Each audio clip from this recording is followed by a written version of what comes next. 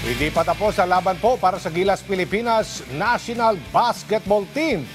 Bagamat hindi makauusad ang koponan sa second round ng FIBA Basketball World Cup, may natitira pa silang misyon sa kanilang classification games. Buhay pa ang pangarap ng Gilas na magkwalipika sa 2024 Olympics kung sila ang hihirangin bilang top performing Asian team sa torneo.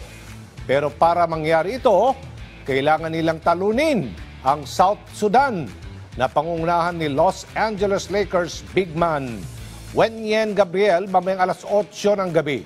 Samantala, magwawakas ang kanilang kampanya sa isang inaabangang pagtutuos laban sa kanilang karibal na China sa Sabado. Bukod sa dalawang panalo, ay kailangan ding umasa ng Gilas na matatalo ang mga kapwa nila Asian team sa mga sarili nilang classification games upang maselyuhan ang kanilang pwesto.